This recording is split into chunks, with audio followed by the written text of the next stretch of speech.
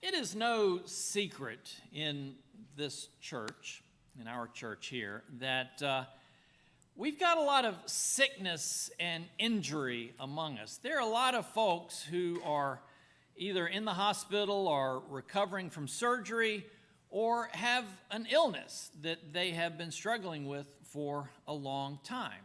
And these include lung disease and heart disease.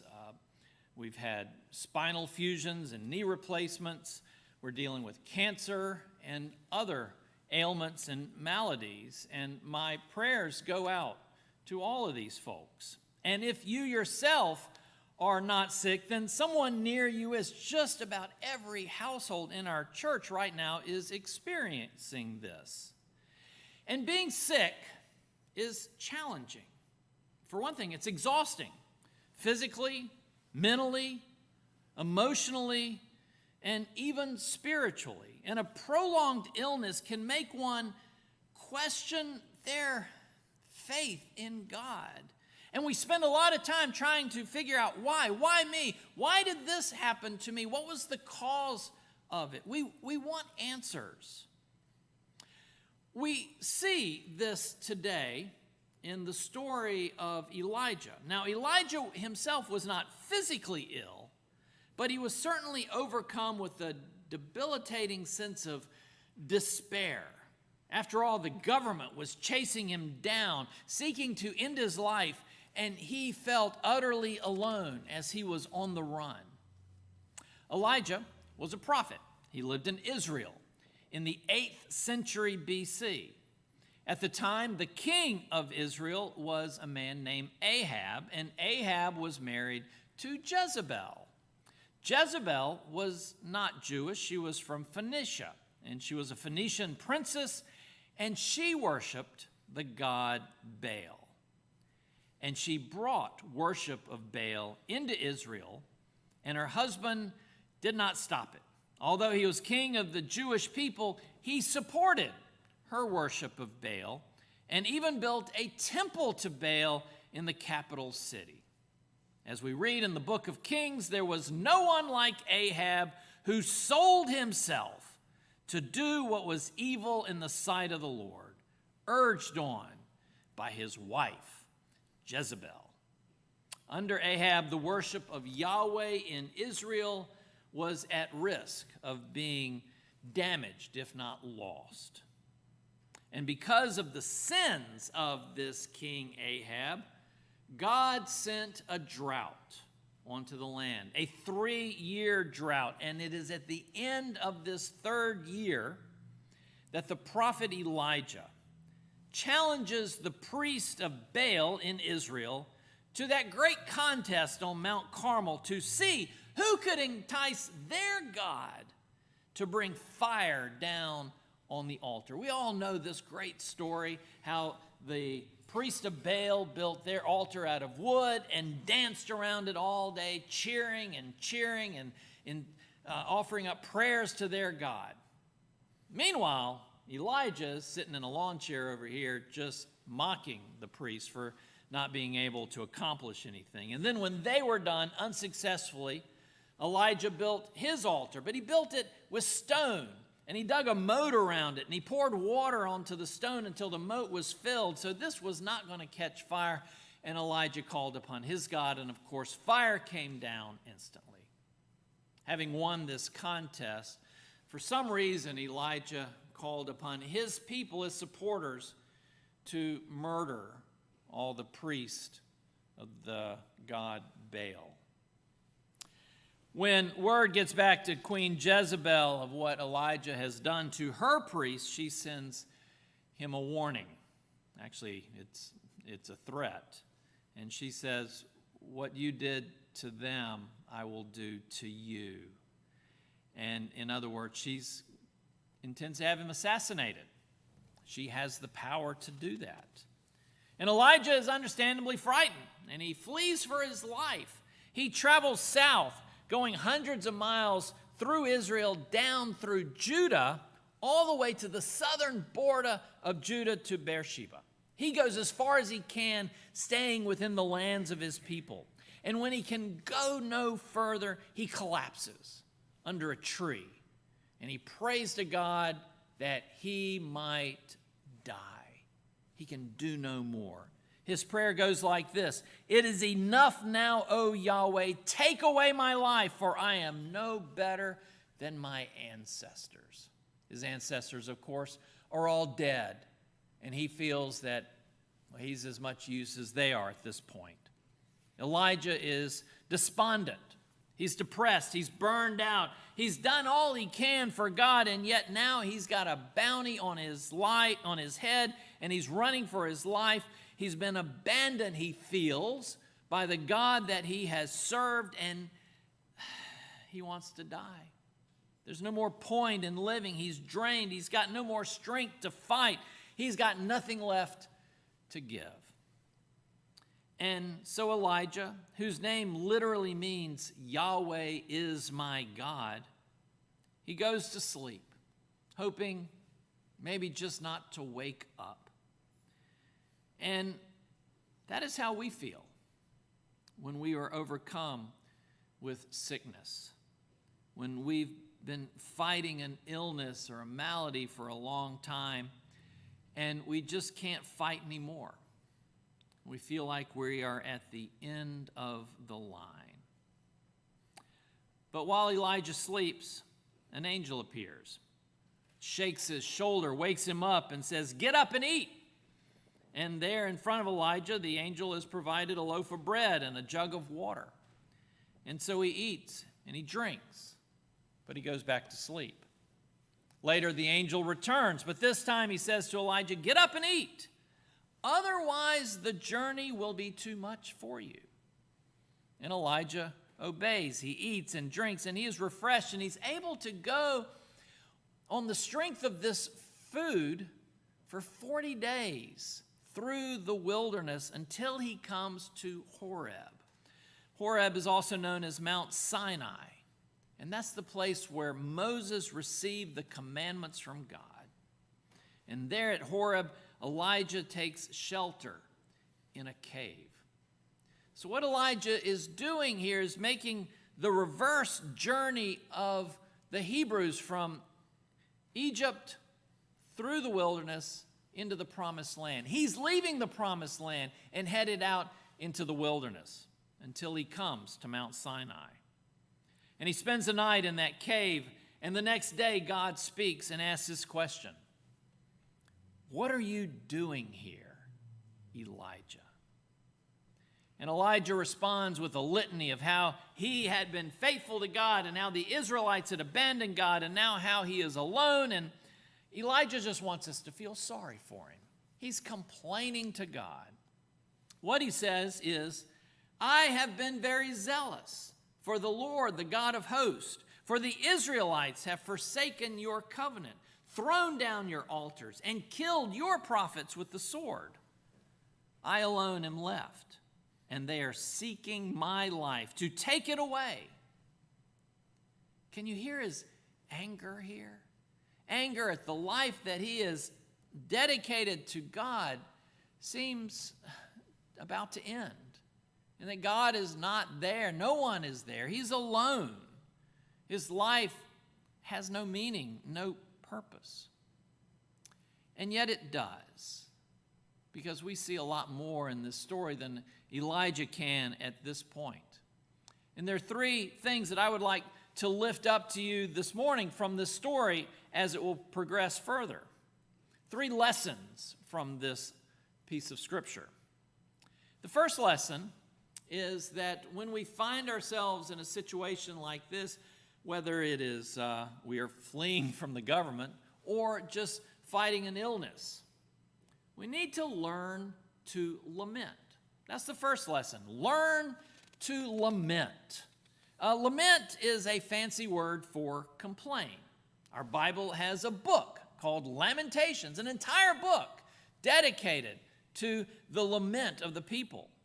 We also have Psalms of lament. Of the 150 Psalms in our Bible, about 50 of them can be classified as a psalm of lament.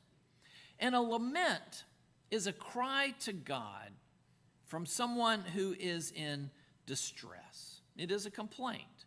A lament can come from an individual who's suffering an illness or depression or grief, or it can come from an entire people or nation who are imperiled by an invading army or a plague or natural disaster. The Psalms of lament that we have, they all follow a pattern. And each begins with a cry to God, a plea that God will hear them. One of the Psalms puts it this way: "Do not hide your face from me in the day of my distress. Incline your ear to me." They cry out to God. And then the second part is a description of their suffering. And the most poignant of these is found in Psalm 102, which is the lament of a person who is extremely ill and on the verge of death. What this person writes is this: "My bones burn like a furnace. My heart is stricken and withered like the grass. I am too wasted to eat my bread. Because of my loud groaning, my bones cling to my skin." Here's someone so sick that they can't even eat. They're malnourished. The bones and their skin are one. But it doesn't end there, because every psalm of lament ends with praise and thanksgiving. Praise and thanksgiving that God hears their cries of complaint. So laments are more than just complaints. They are complaints that call God into a partnership with the complainer. A lament attempts to do something. When we will lament, we must be honest with God, sharing with God our feelings, but also we are also to hand our lives over to God. God, this is my lament. This is my situation. I give thanks that you hear me, and I give myself to you. We are going to work through this together. You may not get what you want. You may not be healed, but God is there with you. Many years ago, I had a parishioner who was, I hate to say it, a complainer. Every Sunday morning, I'd come into church and I'd walk down the aisle and I would say hi to folks, and she'd always grab my hand and she'd start complaining always about her health. "Oh, preacher, my elbow hurts and my knees just don't bend." To be honest, she was in pretty good shape. And she also had a good life. She had family that was around her all the time. Her grandchildren were there in church with her every Sunday. I mean, yeah, she could complain, but in perspective, there were others a lot worse off than her who weren't complaining. And every Sunday, she'd grab my hand and just begin this litany of complaint. And it went on literally for years. Until one Sunday, I don't know why, I just stopped her. I said, "Polly," we'll call her Polly, "tell you what, tell me something good that happened to you this week. I want to see if we could break this cycle of complaining." And she got really mad at me. She looked at me with this face. It was full of anger. And because I had asked her to tell me something good in her life. I thought about it a long time. I never figured out what was going on. I guess that to her, I was God's representative, and I was the one that she was bringing her complaints to, and she didn't want to be denied that opportunity. But the problem with her complaining is that it didn't lead anywhere. It didn't go anywhere. It was just whining. She wasn't asking for healing. She wasn't confessing sins. She wasn't engaging God in any way. She didn't want to be changed. She was deep in the depths of her complaints and didn't even realize it. In our story about Elijah complains, but he laments. When God first asks Elijah, "Why are you hiding in this cave? What are you doing here, Elijah?" Elijah does come back with that complaint. "I have been very zealous for the Lord. I have given my life to you, and look what's happened. I'm now on the run." He gives that litany to God. But then, as we see, he also gives himself to God. So the first lesson from this story is learn to lament. It's okay to complain. Bring God into your life. The second lesson we find here is develop positive options. And really, this one's the most difficult to do. Because when you're sick, when you're down, you feel like you're out of options. You're at the end of the line. All your available options are really no good. They involve pain, discomfort, continuing this treatment that's killing you, maybe even death. Not good. So it's hard to find a positive option in that situation. It's hard to find a new way to respond to your illness, but it can be done. It means stepping out of the cycle of despair and taking control. Now, as I said, this one's the most difficult because each of your situations is different. You all have different needs and different wants, but here's a few ideas to get you started. A positive option might be to allow people to do things for you. We're all independent here. We all like to rely on ourselves and do things ourselves. But maybe now, in your illness, it's a good time to rely on the kindness of others. Another option could be see a therapist. Find somebody you can talk to who can help guide you through this, a disinterested third party. Another option would be connect with your loved ones. Focus on your relationships. Renew your relationships. Don't make it about you and your pain, but make it about the relationship you have with those others in your life. Another option is do something special for yourself. Take a trip if you're able. Go somewhere you've always wanted to go. It may be Paris, might be Watertown. You decide. But Elijah, when he was at the end of his line, wanting to die there under the tree, there was a positive option. And he ate. That was it. He ate and he drank and he rested. Yes, he had run out into the wilderness, laid down to die, but this positive option availed itself upon him. The angel appeared and told him to eat. He did. Elijah went back to sleep. The angel woke him up again and said, eat. You need the strength for the journey that is ahead of you. So it turns out Elijah wasn't at the end of the line. He had more to do. So the second lesson here is develop positive options. And the third is discern God's purpose for your life. Because no matter where you are in your life, God is not done with you. You still have tasks ahead of you. You just need to figure out what they are. What is it that God is calling you to do? Elijah, he discovered this after traveling alone for 40 days through the wilderness. He comes to the mountain of the Lord. He climbs into a cave. And there God asked him that question, what are you doing here? What's your purpose? It's not why are you in this cave, but why are you in this situation? What's going on in your life? And Elijah answers the first time with this complaint. I've been zealous of the Lord, but look where it's brought me. And then Elijah's instructed to go outside the cave because the Lord is about to pass by. But before Elijah even gets out of the cave, he hears the great wind. A wind so powerful it's splitting mountains and smashing rocks. But the Lord was not in the wind.